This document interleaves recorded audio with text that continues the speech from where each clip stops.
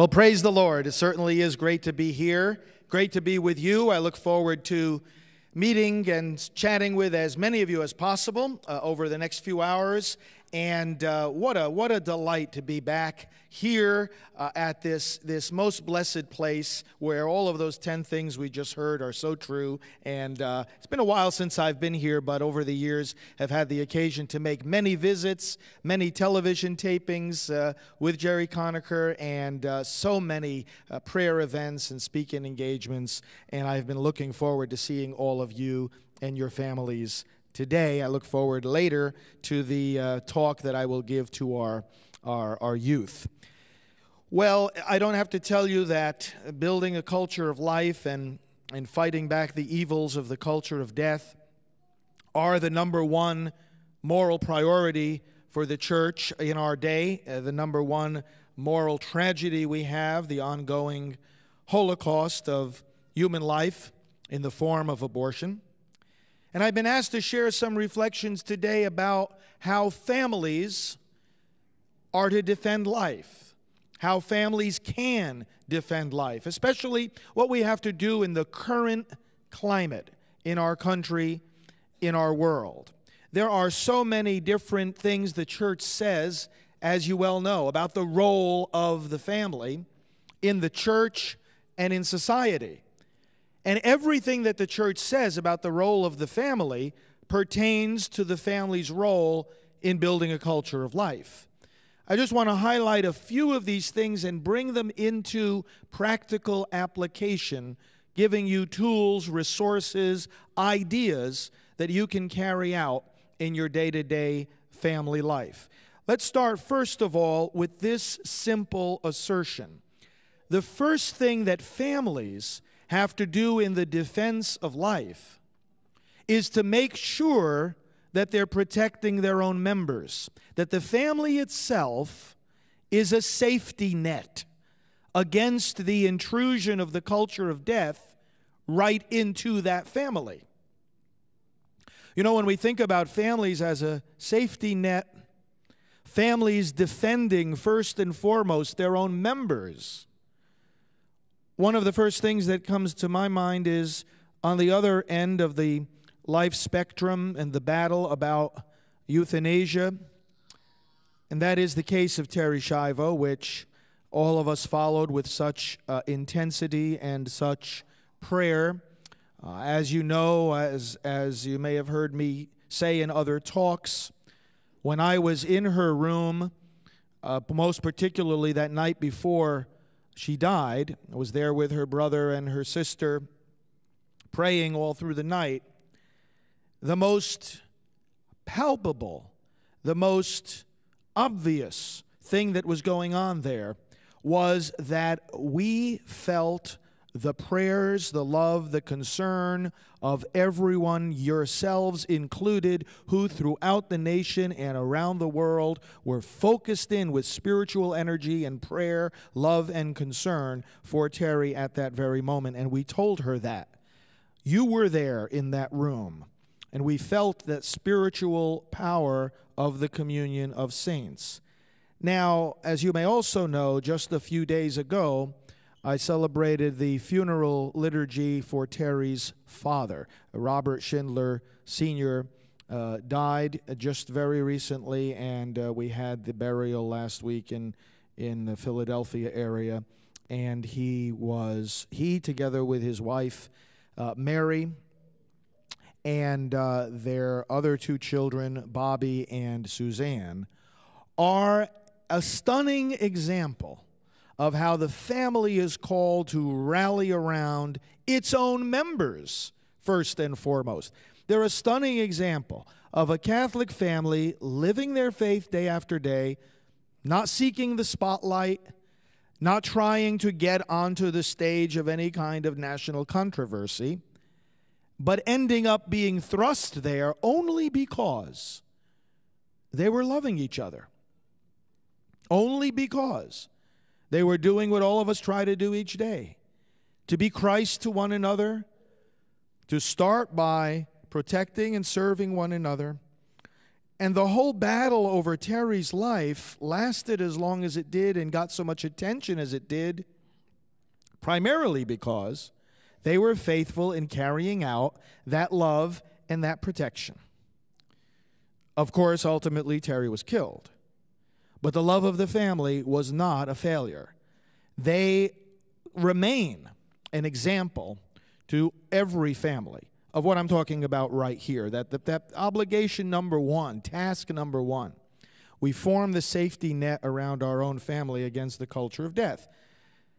Now, this is more and more necessary in the case of when we are afflicted with any kind of disability or disease or simply the burdens of old age. Brothers and sisters, the danger in our culture today is not that we are going to end up with all kinds of treatments, interventions, and machines attached to us that we don't want. That's not the danger at all. The danger is very much the opposite, that we're going to be deprived of the basic fundamental care that we do want. That's where one of the most practical things we can do in providing a safety net within our own family against the culture of death is to prepare a document which is called the will to live. Now, we've all heard about living wills.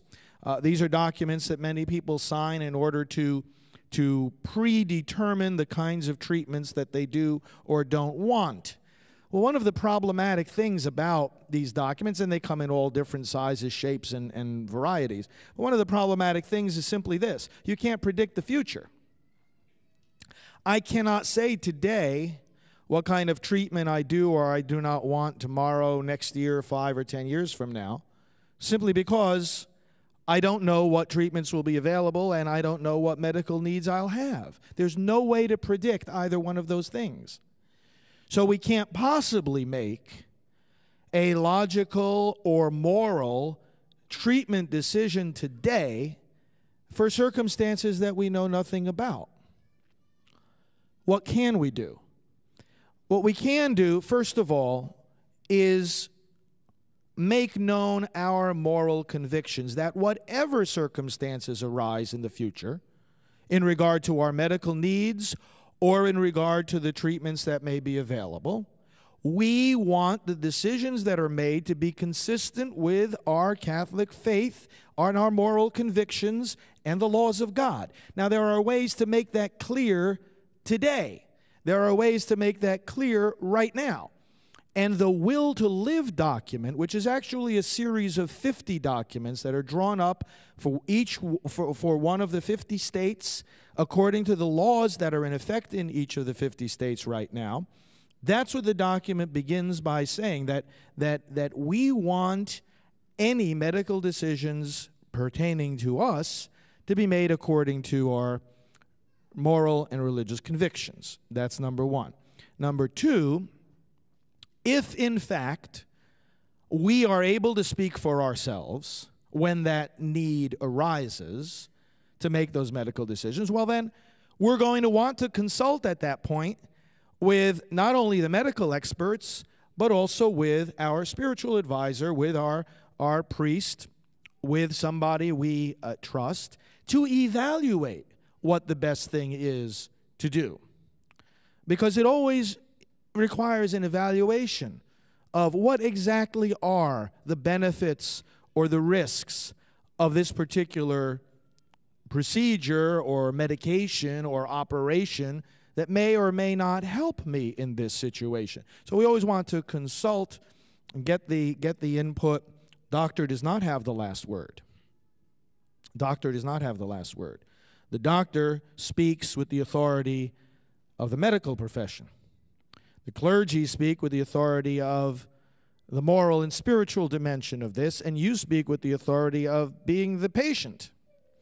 All three have something to say.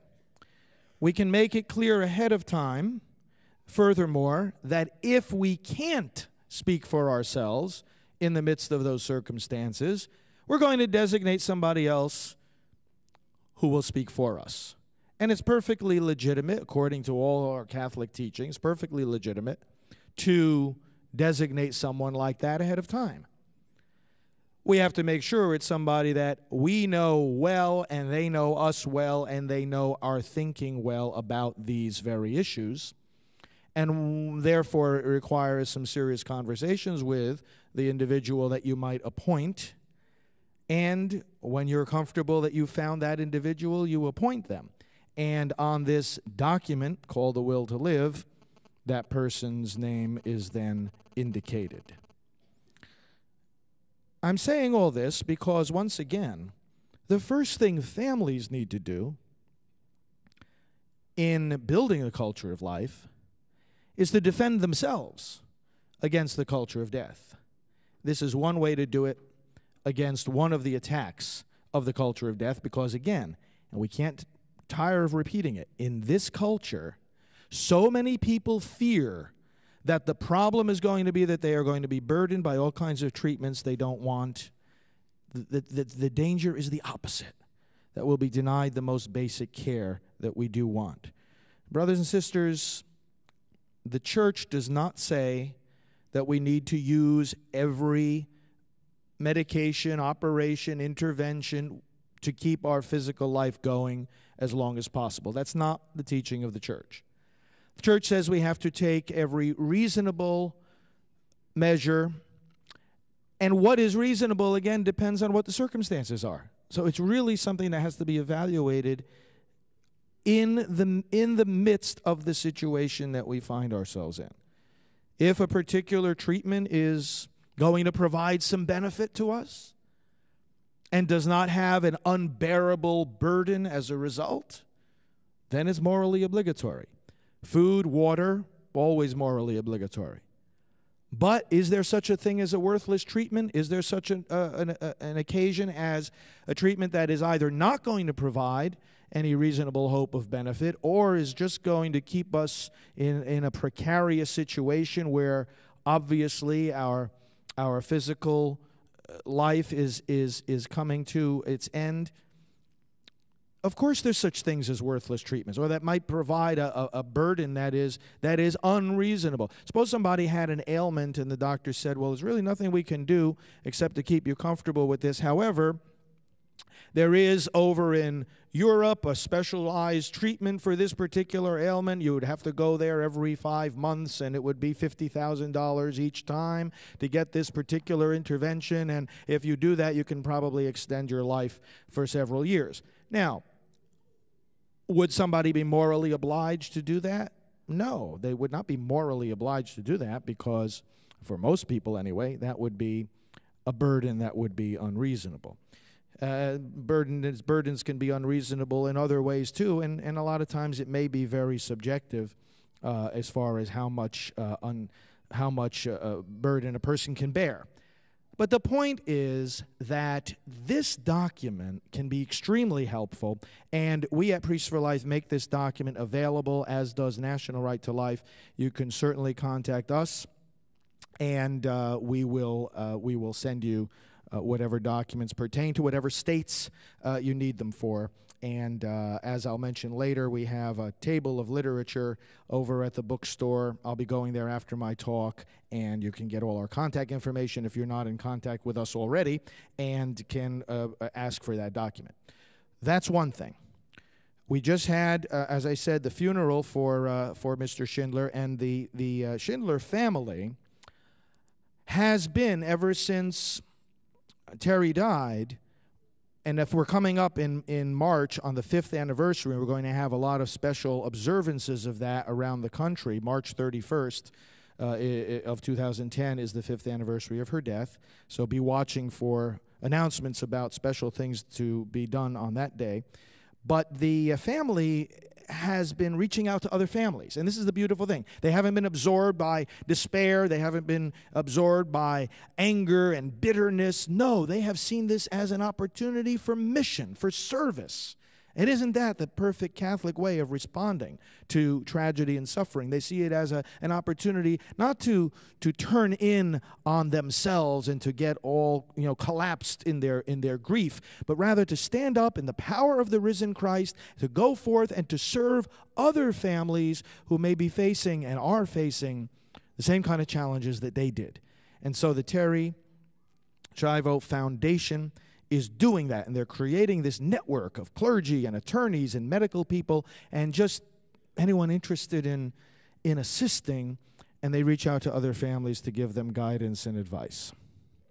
The safety net that the family has to be against the culture of death is also, of course, in regard to the ongoing tragedy of abortion. We just started, week before last, a new series of episodes on our EWTN Defending Life program. And one of the upcoming episodes, you're going to see a young lady by the name of Kathleen who tells the story of herself getting pregnant while away at college and how she dealt with that unexpected, unplanned pregnancy. She dealt with it by choosing life, but one of the aspects of the story that we delve into in our Defending Life episode is this: the role of her family, her siblings, first of all, and then her parents, in getting her through that situation, in giving her the courage to say yes to life. The courage that she had to say yes to life, of course, was instilled in her by her parents from her earliest years. So the education, the witness, the conversation, the prayers in the family unit about the dignity of life permeated her mind and heart and soul. She knew. In fact, when she got to the point when she told her parents about the pregnancy, and I'll say a little more detail about how that happened in a moment, she said to her dad, he, God, knew him before he was born. What a marvelous thing to say in the midst of the confusion, the distress, the tears of first trying to deal with news like this. She right away expressed back to her parents a truth which, without doubt, they had instilled in her decades before. Her understanding that there's more going on here than just the immediate problem. There's a plan that's in place here. God knew this child from the beginning of the world. His choice always comes before ours.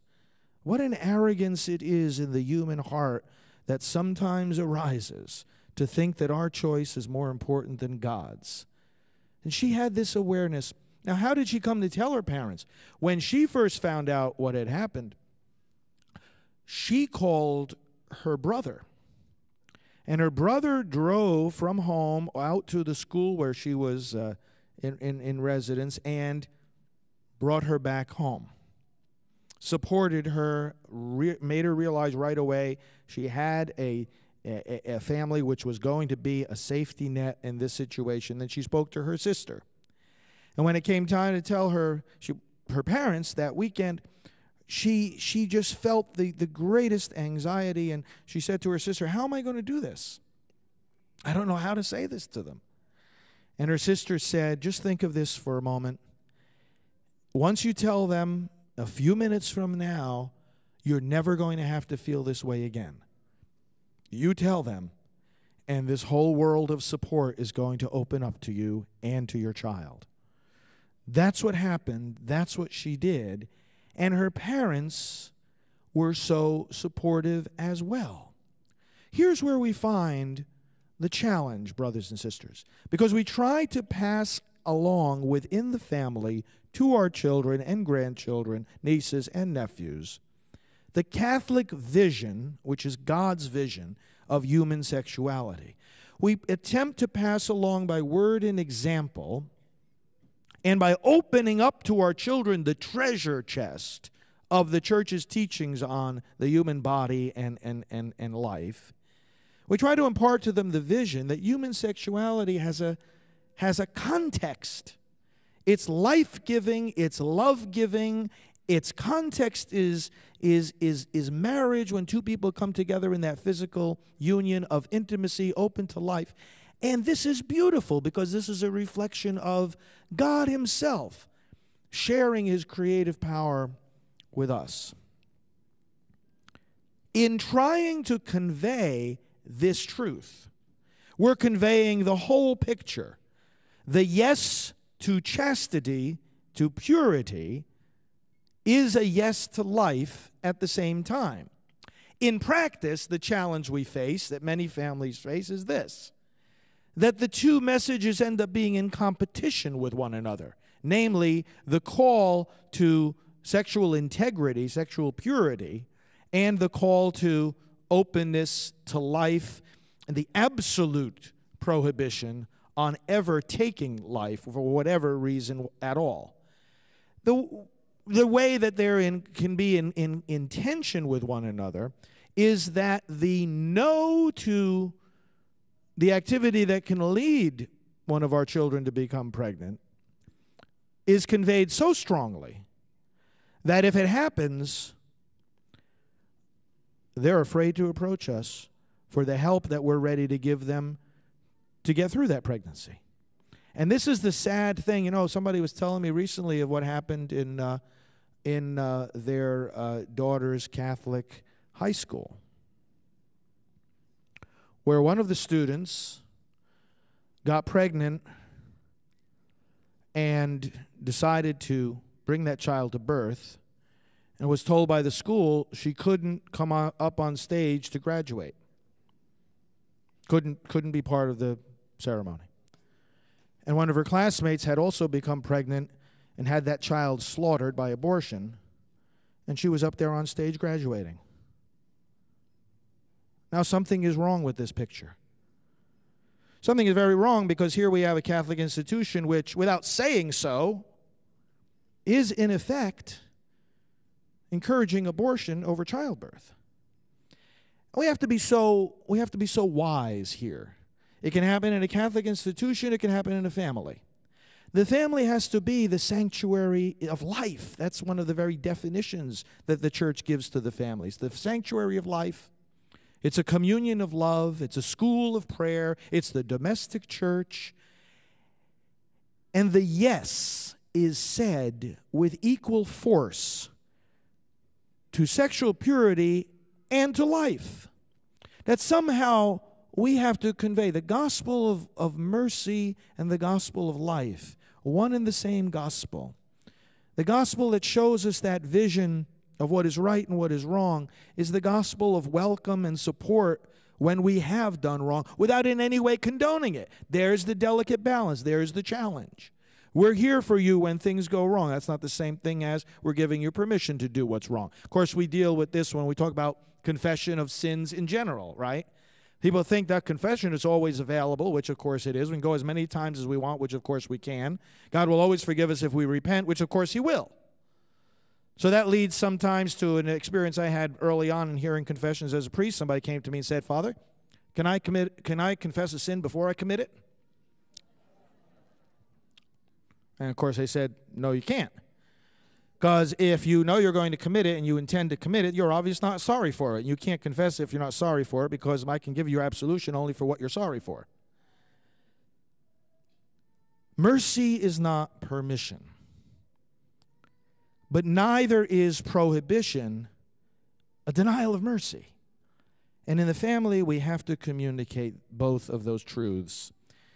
And probably the best way to communicate them is just to come right out and say exactly what I'm saying here.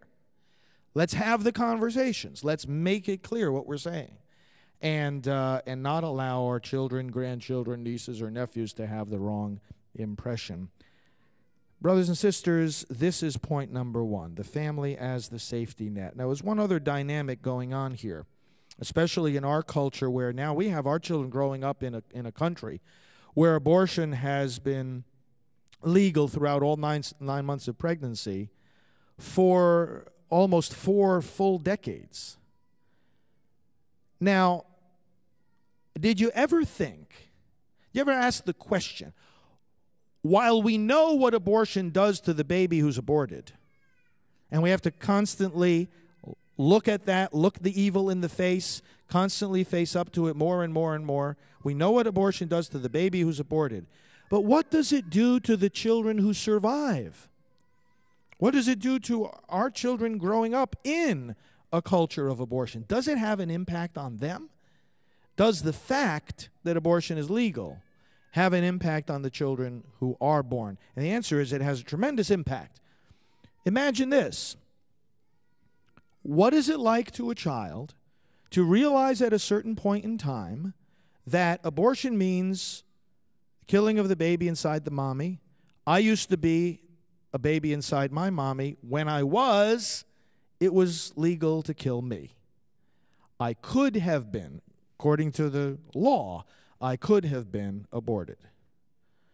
That must be a monumental, earth-shaking moment of insight.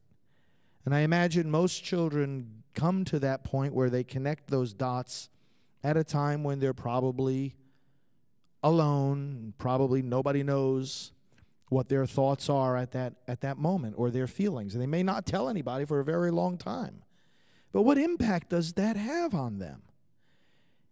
Psychologists and psychiatrists are beginning to study this phenomenon. And it's called abortion survivor syndrome. The impact of understanding that no matter what kind of loving family you have, no matter how committed to life your parents are, nevertheless, you were considered a non-person under the law.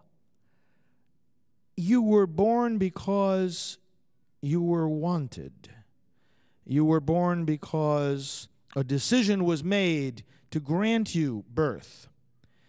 And that might sound pretty good. It's nice to be wanted. In fact, Planned Parenthood says every child a wanted child. But it's not as good as it sounds when you think about it.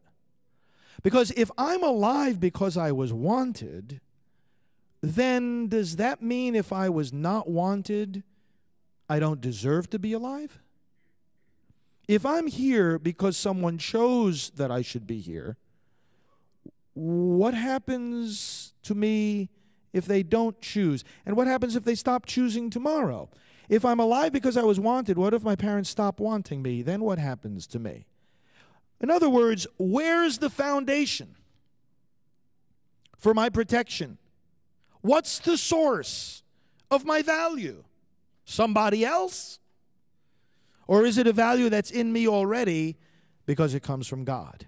Now, friends, it's either one or the other. Either our ultimate value, either the foundation for why we have to be protected and respected, is in us already because we're human, and it was, of course, of God that made us so, or it's given to us from the outside, whether you want to say it's the choice of the parent or of the doctor or of the government or whatever external source it might be. The courts, because the courts say that it's right or wrong to kill me, that's why I can or cannot be killed. Why are we protected? What's the basis for the protection that the law gives to you and me? Just because some people sitting in courtrooms decided to give it to us? Of course not. We know where it comes from. We have our dignity because we're human. God himself gives us our right. Even our Declaration of Independence recognizes that, and that's not a sectarian document. But it says we're endowed by our Creator with the inalienable right to life, and the governments exist to secure that right, not to give it, to secure it, to protect it, to preserve it. And that's exactly what we stopped doing when Roe v. Wade was decided. What I'm saying is this. Within the family, we have a big job to do to counteract the idea that our children are valuable because they're wanted. It's not because they're wanted. It's because they're welcomed. And those are two very different things. Planned Parenthood says every child a wanted child. And then, of course, their implication is if the child is unwanted, you can have the child killed. Our message within the church, our message within the pro-life movement, our message right here among us is that every child is to be a welcomed child. And the difference is this: when you're wanted, you're meeting somebody else's needs, expectations, and desires.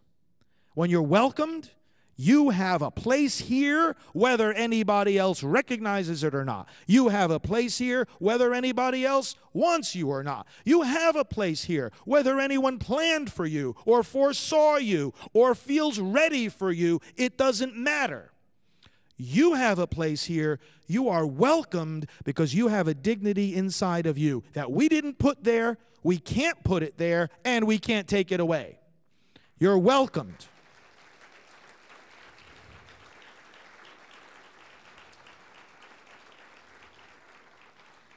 And it's when we think along those lines of welcome and apply it not only to the children, but to every born child, and to the poor, and to the sick, and to those living in war-torn parts of the world, and to every human being, then we have a culture of life and a civilization of love. Then the world is transformed. On that powerful truth, we started in the family by talking about welcome, by living welcome, by letting our children understand, it doesn't come from me, it doesn't come from the government, it doesn't come from anybody. You have a place here because you are who you are. Nobody can take that away from you. God himself has decreed that you are to be here. Well, let me go on to a second way that families are to build a culture of life, because we know the church teaches us the family is a sanctuary of prayer. It's the first school of prayer. It's the place where our children are to learn how to pray first and foremost, not primarily from their religious education teacher or even at Mass or anywhere else. It's from the parents, it's from the siblings, it's from within the unit of the family that we learn how to pray. And to build a culture of life, prayer itself, first of all, inculcates that. It's interesting that when you study the attitudes of the American people on abortion, you know what one of the most consistent indicators is about whether or not a person is going to identify himself or herself as pro-life? It's the regularity of their Sunday worship. Not so much the denomination they worship in, but the fact that they do so regularly. And that's because the attitude of prayer and worship is exactly the opposite of the attitude of pro-choice. The attitude of pro-choice says, well, it's my choice, my decision that matters most. The attitude of prayer and worship is, I find my freedom when I lay down all my choices and all my life and all my activities before the Lord. God is in the center in the attitude of prayer and worship. So as soon as we're praying in the family, as soon as we're acknowledging that God is there at every moment, that we have to worship and acknowledge him and put him first, we are by that very fact inculcating the basis of the pro-life position. And then in our prayers, to pray explicitly with our families every day for an end to abortion. Because this then fosters not only our awareness that this is the number one moral problem of our day, but it also fosters the awareness that we have some responsibility regarding it, even if it's nowhere near us in terms of anything that we would ever get involved in. You notice the distinction I'm making here. Most people in the pews in our churches across the country understand and acknowledge that abortion is wrong. They do. Here's the problem. It's not that they think it's a good thing. The problem is they think it's none of their business. In other words, they're saying, oh, yeah, of course I'm pro-life. I'm against abortion. I would never have one. This is what we might be saying in our own family. We'd not go near that for anything in the world. We're not going to go anywhere near that. We're not going to have anything to do with it. We would never encourage it. It would never be even on the outskirts of our mind. Well, that's step one. When God calls us to be a people of life, that's step one. Then step two is, okay, I would never do it, but what if somebody else does? Is that any of my business? Brothers and sisters, it is in the family, first and foremost, that we have to pass on to our children a message. And it's more than a message. It's an attitude. It's a behavior It's a spirit. And that spirit says this: when somebody else is in danger or in need, it is my business, because that person in danger or in need is my brother, my sister. This is at the basis and the heart of the gospel itself. Jesus Christ came into our world, became a member of our human family. He made our need his business. He came when we were still sinners, when we were still alienated from God. He poured out his blood for us on the cross. He didn't have to. He did it because he saw we were helpless, and he made it his business to save us. Now, we're his people. We're his. And so we live like he did, like he wants us to do, like he enables us to do. We live as Christ, which means, yes, whenever anybody is in danger or need, it's our business. And we know that this is the basis for why we feed the hungry and shelter the homeless, visit the sick and the imprisoned. Does the commandment tell us to visit only the sick and imprisoned, or help only the poor and the homeless that we're related to? Does it tell us to help only those whose names we know and whose faces we have seen? Or does it tell us to help everyone we are able to reach? The command, the imperative of love, doesn't have a condition on it. It says, this is your neighbor. This is your brother. This is your sister. It doesn't matter if you know them already or not, or if you're related to them or not. It's universal. It's Catholic. And so, brothers and sisters, we acknowledge that what pertains to the poor and the sick and the imprisoned, it pertains to the child in the womb. It's not just somebody else's choice, somebody else's child, somebody else's problem. That's our brother, our sister. We convey this to our children in the family in the way we pray every day for those children. You may be aware that we at Priests for Life have had for some time now, but we're going to kick it into higher gear because we believe now we're in a moment of greater intensity in this battle, a prayer campaign against abortion.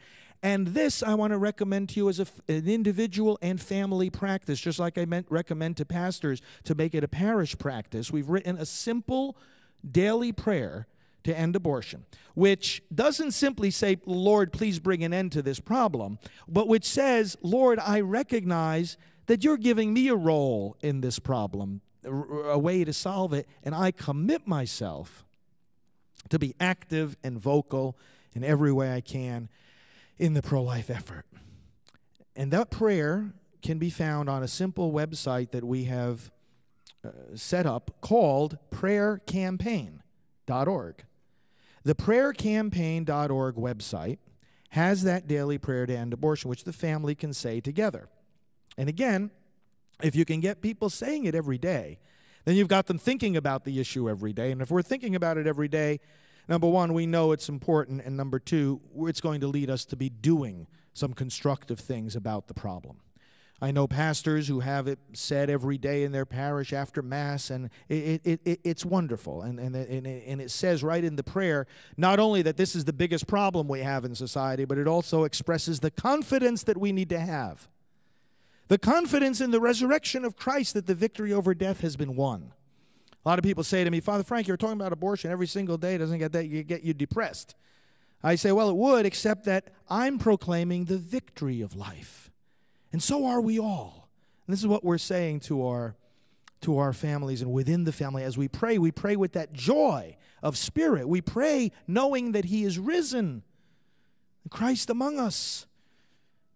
This is the way that we can face and deal with these issues day by day without growing weary.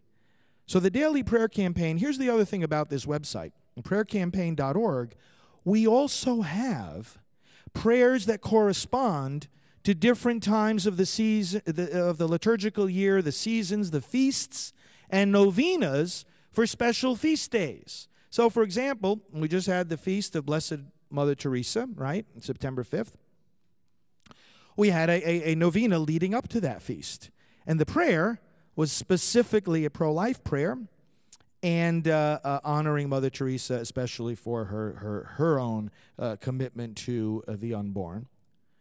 We have a Pentecost novena as we come to the Feast of Pentecost each year. We have Lent special prayers during the Lenten season, during the Easter season, during Advent, other saints and feasts during the year. So in other words, at this one site, you can have a family prayer nourished by the liturgical flow of the year in union with the church and specifically through the lens of our concern regarding abortion.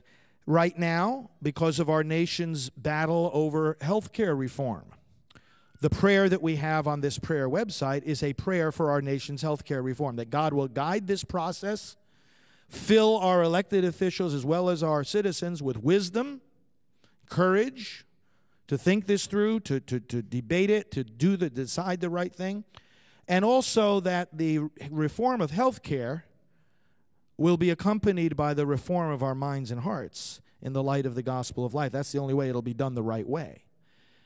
By the way, in regard to this whole health care reform debate, one of the important questions we need to ask, and you know that one of the key concerns of the church is that any kind of reform runs the danger of expanding abortion unless the legislation explicitly prohibits that. And that's simply that's one of the things we're asking the Congress to do. Say explicitly that this does not fund or include abortion. And it's amazing to me the people on the other side of this argument, on this particular point of it, who stand up and say, oh, no, it will not include expansion of abortion, including our president who says this. Oh, no, it will not exclude that. Well, then, if you're saying to us it won't exclude it, then let the bill say so.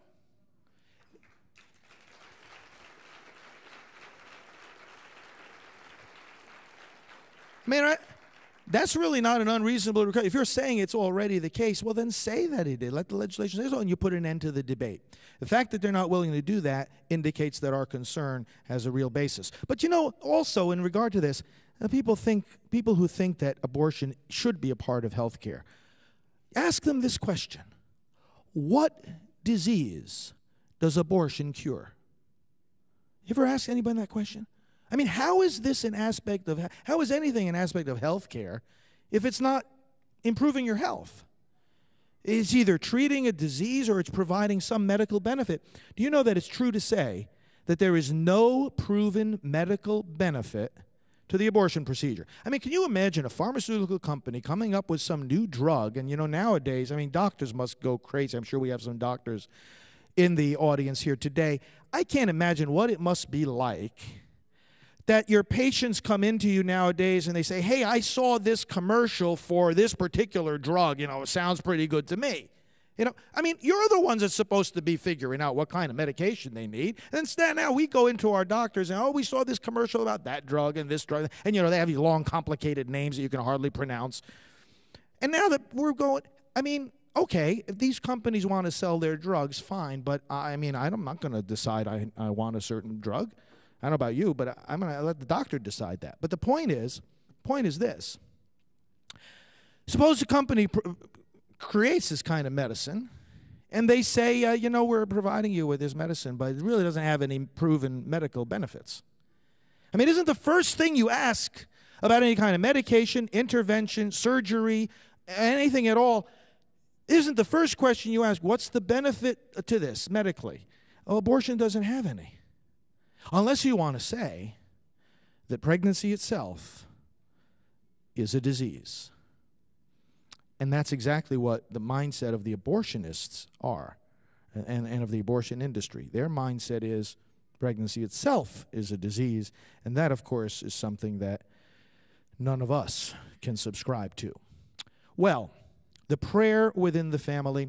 Now, I don't know how many of you use Facebook. But let me tell you something, brothers and sisters. Well, obviously, we know that anything on the internet, so many evil people use the internet for evil purposes. We're very much aware of that. And we have to fight against that with all our might, and the church bears witness to our responsible use of new media like internet and specifically the social networking sites like Facebook being the primary one among many. But remember our Catholic approach to the world, which is that the fact that evil people use things for evil doesn't mean that those things are evil. The fact that people use the internet, some people who are evil use it for evil things, doesn't mean it's evil in itself. And it certainly doesn't mean that we shouldn't use it for good. The Holy Father himself is using and urging people to connect with his messages and the teachings of the church as they come through the magisterium through Facebook and other internet media. If we, the people of God, don't use these tools for good, then we're just opening the door for other people to use them for evil. We've got to conquer these tools and use them to advance the kingdom of life. And that's what we can do. That's what we at Priests for Life have been doing with an intensity. And in particular, this, what I just mentioned to you about prayer, we have set up what we are calling the biggest prayer group in history on Facebook. Now, understand something about Facebook. This isn't just about, oh, I want to go tell people who I am and then I can make friends with people and we can share what we're doing. It's way more than that. There are people in your own community, in your own state, there are people all around the world who think the way we do, who would gladly come to a conference like this, who love the Lord and love the faith and love life. And we'll never meet them. And they may never come to know about us. They may never come to know about the Apostle for Family Consecration. What happens on Facebook is that you have a very powerful way for people who have similar interests to find one another. When we started this largest prayer group in history, it's a Facebook cause, and a cause on Facebook is, a profile is, well, you set up a page for yourself, and you say, here's who I am, and you start to make friends, you connect with your friends. A cause is people rallying around a particular thing that needs to get done, like ending abortion. So this particular cause is called Pray to End Abortion. And we put it up there, and within a couple we had 28,000 people already joined up on this cause. But that is without any promotion, any really vigorous promotion at all. Why? Because people are going onto Facebook, good people, believe like we do, and they're looking for other people of like mind. So it's a way of people finding each other, and then once you connect, here's the beautiful thing about it. It's more powerful than just, knowing a person's phone number or where they live, because then if people move, if they change their phone number, even if they change their email address, once you're connected on Facebook, unless you voluntarily want to disconnect from the person, you stay connected. You can always find them, even though all those other details may change and will change over time. It's a way that people are finding, reconnecting with people from their childhood, from their school days, from their years ago that they haven't seen or heard about. People are reconnecting through this simple tool, and we're using it so that people can connect in faith, people can connect in prayer, specifically prayer for the cause of life. Best way to find what I'm talking about right now, this prayer group on Facebook, to sign up for it, I'll give you another link. It's prolifeprayers.com. If you go to prolifeprayers.com, you end up on the Facebook cause, and then you just sign up for a Facebook account, and you're connected with all these people. And we'll put the different prayers that I just mentioned about all the seasons of the years and the feast days and so forth. We'll put them right there. So prolifeprayers.com. And again, the other link I gave you before, prayercampaign.org, will get you the same information. So the family, a sanctuary of prayer. Thirdly, the family as an educational unit, as the place where first and foremost our children learn. Many of you are homeschooling families, but whether we do homeschooling or use the services of other schools for our children. As you know, the church's teaching is clear. The primary responsibility for the education of children rests with the parents. And because that's true, the family is always supposed to be the place where the most important learning occurs and where it occurs most effectively, because you're the ones who best know your children. Well, brothers and sisters, what do we teach within the family about pro-life? When I speak to young students about abortion, very, very young students, you know how I bring up the topic? Two ways. First of all, if I'm, for example, at a children's mass, here's what I'll often do. The theme is, no matter how small you are, you're just as valuable as anyone else. A simple message, but it's a message which the culture of death rejects. I'll start a homily at a children's mass. I'll call up one of the youngest, smallest children. I'll say, you want to come up and help me start the homily? So I'll stand the child next to me. I'll say, now look at all those people out there. Are they bigger than you? And the child says, yes. Now this is totally unrehearsed. Are they stronger than you? Yes. Do they know more things than you? Yes. Now, let me ask you this. Are they more special than you? No. Now, I've done this many times in parishes all across the country, every time completely unrehearsed. I don't even know what child I'm going to call up before we do it. And they always get it right. Always. And then I thank the child, let the child sit down, and then I look at the congregation and I say, friends, the children always get it right. And sometimes we adults get it wrong. The value of somebody doesn't depend on their size.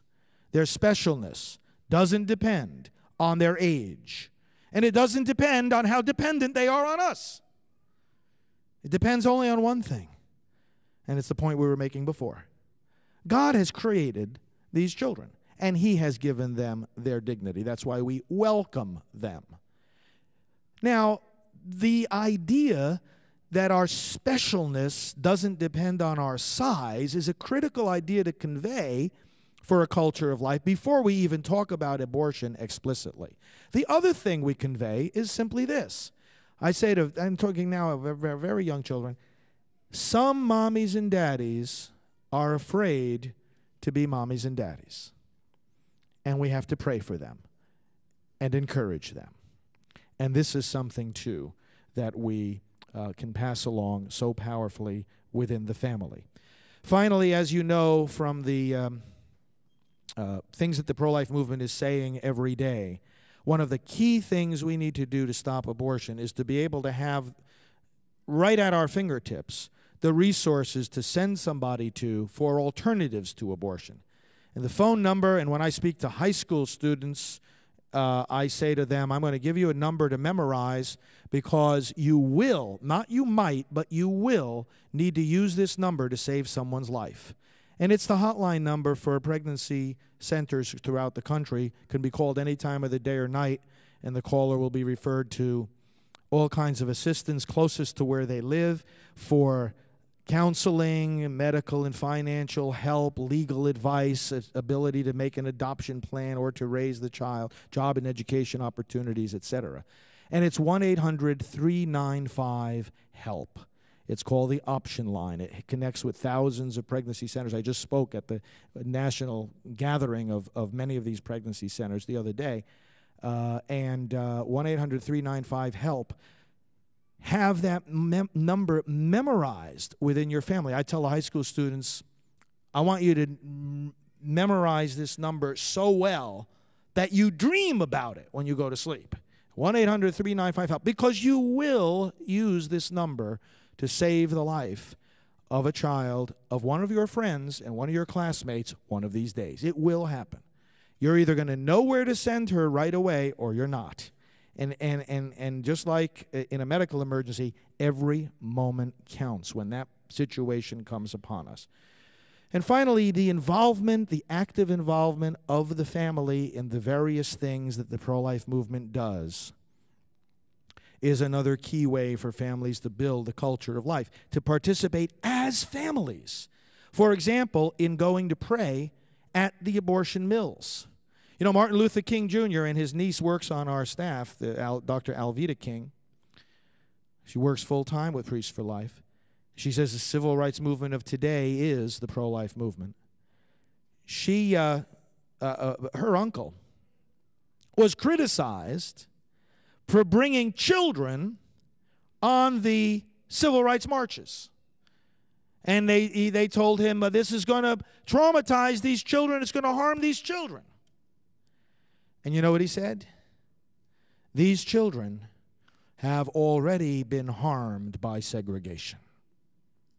We are teaching them to fight back. This is part of their healing, not their harming. And so we say the same thing when those on the other side of this issue will, in some kind of false pretend concern for our children, say to us, oh, you're harming them by putting them in the midst of this big divisive issue. Oh, no, we're not. What we say is they have already been harmed by the culture of death. They've already been harmed, as I said a few moments ago, by this notion that they're alive only because they're wanted, that they don't have an intrinsic dignity which the law has to protect.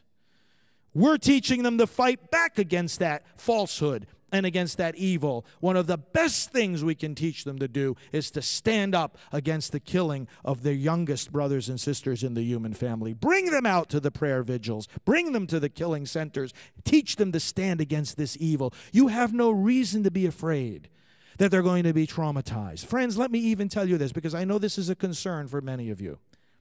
Please don't be afraid that your children are somehow going to be traumatized if they see those terrifying pictures of the aborted babies. You know, one of my good friends is a child psychiatrist, Dr. Philip Ney, and he's also the man who has probably done more research on abortion than anyone in the world. And I've talked with him about this at length, as with many other psychologists, psychiatrists, and parents. And, you know, he makes a very persuasive point, which I'm sure you will understand right away. He says, look, when our children see something that's disturbing, the primary factor in whether it's going to harm them or not is not what they're seeing. It's what your reaction is as the parent. A parent who's in a car and the child is in the back seat and they drive by a anti-abortion protest and there's the gory signs and the mom starts getting all upset and says, oh, close your eyes, hide your eyes. I don't want you to see this. Well, now these children hide their eyes because mommy just told them, and mommy's obviously upset and they don't know what they didn't see. Do you know how powerful a child's imagination is?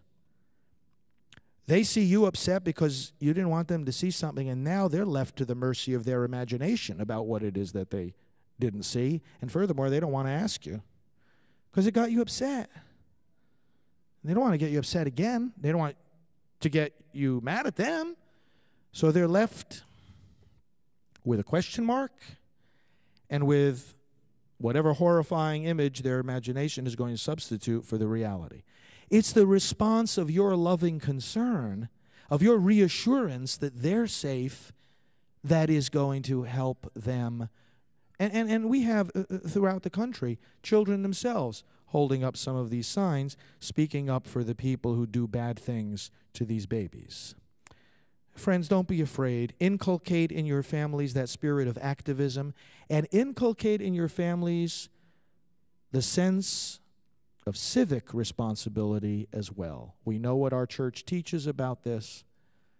We have got to be involved. We have got to help our children understand from the earliest possible age that we live in a government set up by the people, for the people. We govern ourselves. This is the way our founders envisioned it. This is what we have to preserve. And when we see our government passing bad laws and bad policies, we can sit back and complain only if we're also actively involved in changing it, not only by lobbying those who are in office and challenging them, but also by doing one of the most powerful things we do. Aside from coming to the altar and coming to the sacraments and coming to prayer, one of the most powerful things we do, going into the voting booth. let's start by instilling in our own family the freedom from the fear, of standing up and saying publicly, as I try to instill in the priests the freedom from the fear of saying this publicly in the pulpit, that we as the people of life must stand up in this society and say, if a politician can't respect the life of a little baby, how's he going to respect yours or mine?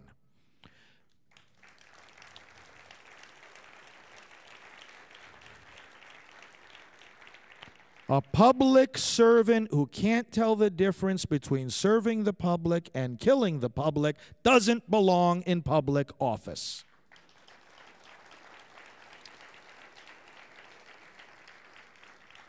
And we have to say it clearly, vigorously, repeatedly, not only from the pulpits, in the media, to our neighbors, everywhere, anywhere.